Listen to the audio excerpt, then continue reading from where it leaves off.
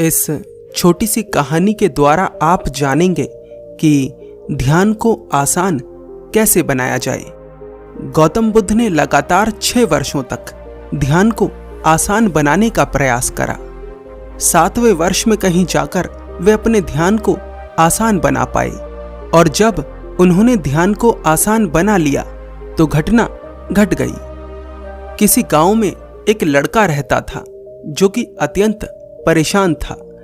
लड़कों की समस्या होती है ऐसे विचार जो लोग कहते हैं कि बुरे होते हैं। जब तक हमें पता नहीं होता कि क्या अच्छा है और क्या बुरा, तब तक तो सब ठीक रहता है, पर जैसे ही हम ठप्पा लगा देते हैं कि ये बुरा है और ये अच्छा, समस्या पैदा होना शुरू हो जाती है।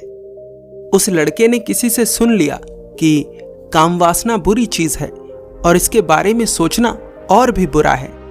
उस लड़के को अपने आप से ही घृणा होने लगी, और घृणा इतनी बढ़ गई कि उसका मन अशांति से भर गया।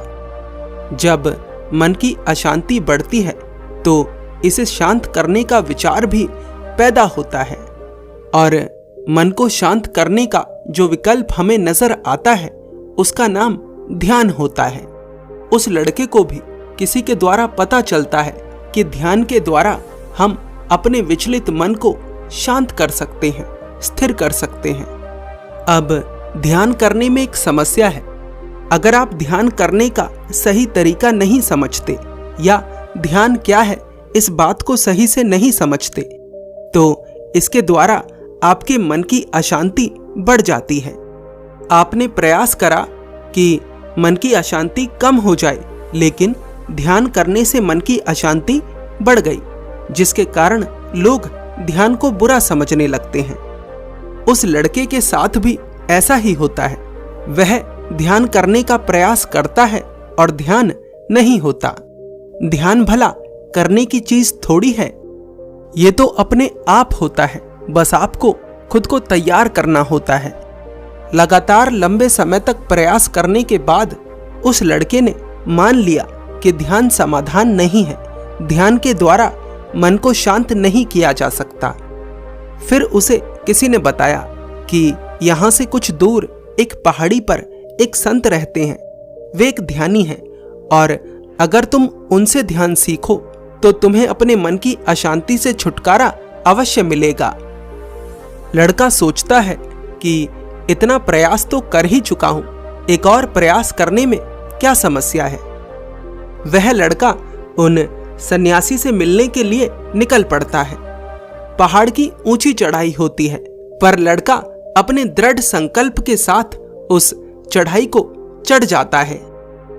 थका हारा वह लड़का उन संत के पास पहुंचता है और कहता है, मुझे ध्यान सीखना है, क्या आप मुझे सिखा सकते हैं? मैं बहुत सारे प्रयास कर चुका हूं। वे संत मुस्कुराते हैं और कहते हैं, पहले थोड़ी देर आराम कर लो, इतनी लंबी चढ़ाई चढ़ी है, थक गए होगे। वह लड़का कहता है, मेरी थकावट तभी दूर होगी जब मुझे मेरा उत्तर मिल जाएगा। वे संत एक वृक्ष के नीचे बैठे थे जो हवाओं से डोल रहा था, मानो हवाएं उसे नचा रही हों। उसके सुगंधित फूल चारों तरफ सुगंध फैला रहे थे। वे संत उस लड़के से पूछते हैं, तुम्हें इस वृक्ष को देखकर क्या समझ आता है?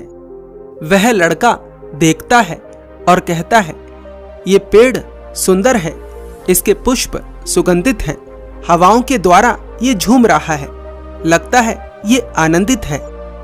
वे संत मुस्कुराते हैं और कहते हैं, बस यही ध्यान है।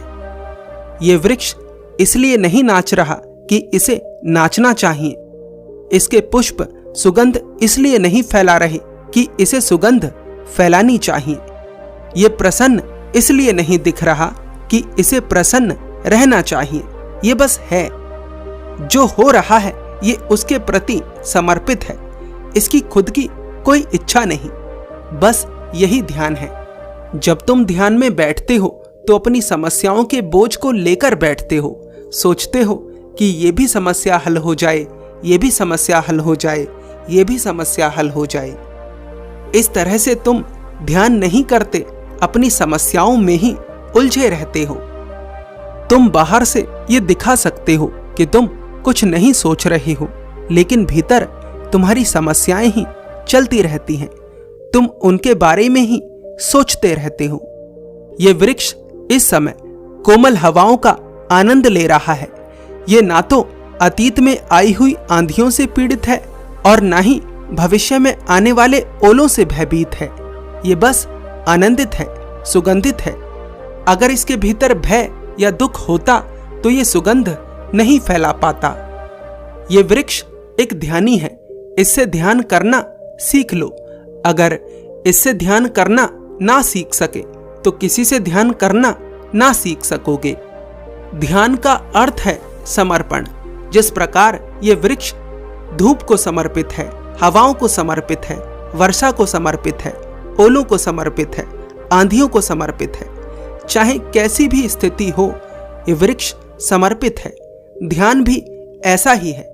चाहे कैसा भी विचार हो, चाहे कैसी भी भावनाएं हो, जिस प्रकार ये वृक्ष स्थिर रहता है उसी प्रकार एक ध्यानी भी स्थिर रहता है।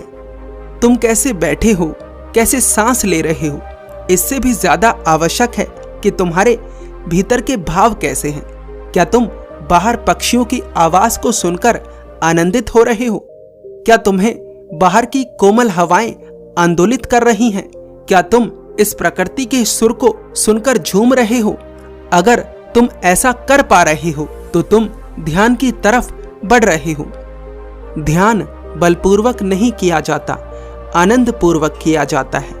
नहीं करा जाता तो छोड़ दो, कुछ और करो, नृत्य करो, गीत गाओ, संगीत बजाओ, कुछ भी करो। वह लड़का उन संत से पूछता है, महात्मन, ध्यान को आसान कैसे बनाया जाए, इसे आनंद पूर्वक कैसे किया जाए? वे संत कहते हैं, शुरुआत में 3 बातें समझना आवश्यक है। पहली सही संगत, दूसरी सत्संग और तीसरी आचरण। सही संगत का अर्थ है ध्यानियों के साथ रहो, ऐसे लोगों के साथ रहो जो आनंद के साथ ध्यान में आगे बढ़ रहे हैं। दूसरी सत्संग, अच्छी बातें सुनो, ऐसी बातें सुनो जो तुम्हें ध्यान करने के लिए प्रेरित करें। तीसरा आचरण, आचरण में आता है करुणा से जीना, ब्रह्मचर्य का पालन करना, किसी के लिए बुरा ना करना, सात्विक भोजन करना। अगर हर समय ध्यान नहीं करा जाता तो जबरदस्ती प्रयास मत करो, पर उस समय ध्यान से मत चूकना जब भीतर से आनंद उमड़ रहा हो, जब भीतर से आनंद बिखर रहा हो, उस समय ध्यान से मत चूकना। यही सूत्र है, क्योंकि एक बार जिसने ध्यान का स्वाद चख लिया वह ध्यान करना नहीं छोड़ सकता। इस कहानी से हम सीखते हैं कि ध्यान को जबरदस्ती नहीं किया जा सकता। जब हम अपने भीतर के आनंद को अनुभव करते हैं, जब हम बाहर के आनंद को महसूस करते हैं, तो ध्यान अपने आप ही होता है। हर समय ध्यान करना आवश्यक नहीं है, लेकिन आनंद के क्षण में ध्यान अवश्य करना चाहिए, क्योंकि ध्यान ही आनंद है और आनंद की पहली झलक एक आनंदित व्यक्ति ही पा सकता है। इस कहानी से आप और क्या सीखते हैं, हमें कमेंट कर जरूर बताएं। धन्यवाद।